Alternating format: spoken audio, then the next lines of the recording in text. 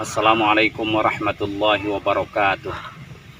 Alhamdulillah wassalatu wassalamu ala Rasulillah Muhammadin ibni Abdullah wa ala alihi wa ashabihi wa man tabi'ahu ila yaumil qiyamah, amma ba'd.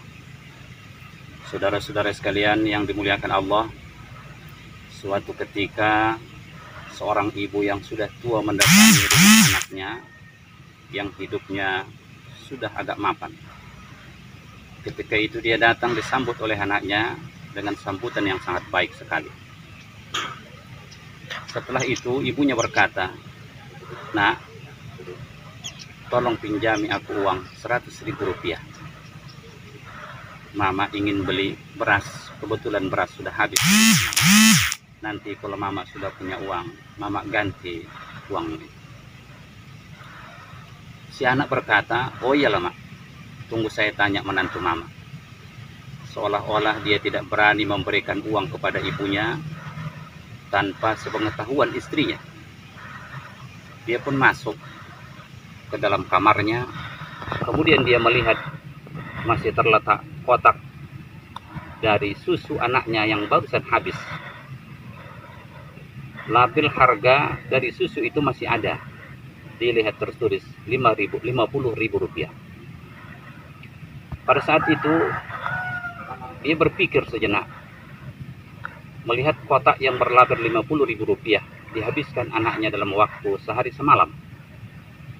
Dia teringat kepada ibunya yang telah menyusui dia begitu lama. Dia hitung-hitung 50.000 rupiah dalam sehari semalam dihabiskan oleh anak.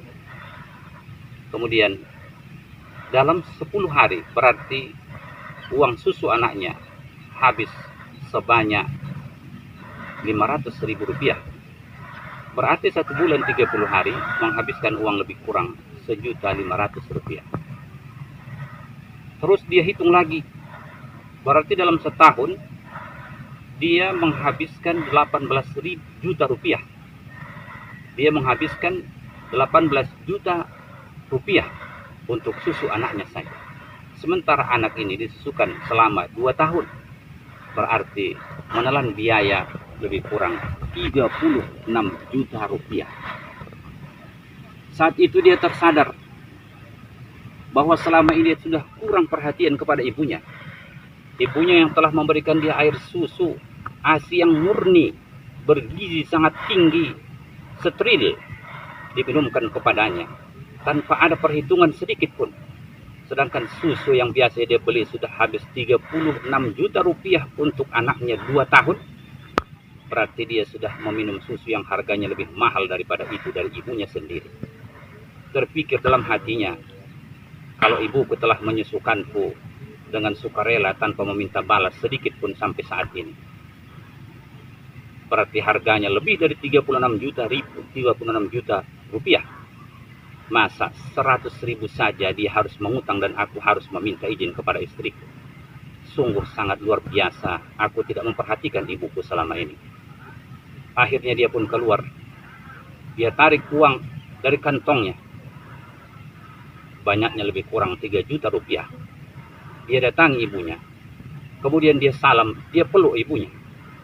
Sambil menangis dia berkata, "Ibu, maafkan aku. Anakmu yang sudah terlalu parah tidak ingat dengan jasa-jasamu kepadaku. Sudah terlalu lupa dengan apa yang sudah kau berikan kepadaku, ibu. Sekarang ini kuberikan kepadamu uang ibu 3 juta rupiah. Pakailah ini. Tidak perlu kau katakan mengutang kepadaku. Semua milikku ini juga milikmu. Apa yang perlu kau mintalah kepadaku, ibu. Maafkan anakmu yang sudah terlanjur melupakan jasamu, ibu, selama ini." Ibunya juga menangis pada saat itu. Dan ibunya berkata, "Anakku, tidak usah engkau menangis. Apa yang ibu lakukan selama ini, tidak ada sedikit pun ibu meminta balasan darinya. Semua ikhlas karena Allah. Bahkan ibu sangat senang ketika kau berhasil, anakku." Si ibu pun memberikan semangat kepada anaknya. Di saat anaknya sudah mulai sadar, dia sangat bersyukur sekali. Dia tidak meminta balas dari apa yang dilakukan selama ini. Dan dia tidak marah kepada anaknya sebenarnya. Akan tetapi bersyukur rupanya anaknya lupa selama ini. Ingat pada saat itu juga. Oleh sebab itulah saudara-saudari sekalian, terutama saudara-saudara para remaja, hati-hatilah dengan orang tua. Ingatlah jasa mereka. Kadang-kadang harta yang banyak, kepopuleran kita, demikian juga kesuksesan dalam berbagai hal, kadang-kadang membuat kita lupa pada orang-orang yang seharusnya kita sayangi, kita cintai, kita ingat jasa-jasa mereka. Termasuk diantaranya ibu kita. Ibu kita luar biasa jasanya. Dan di hadapan Allah mereka sangat mulia sekali. Sampai Rasul mengatakan, ridallah fi ridal walidain, wa sukhtullah fi sukhtil walidain. Ridho Allah itu bergantung pada ridho kedua orang tua.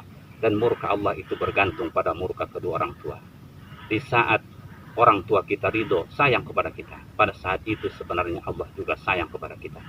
Tapi ingat, kalau orang tua kita murka kepada kita, saat itu juga sebenarnya kita sedang dimurkai Allah Subhanahu wa Ta'ala.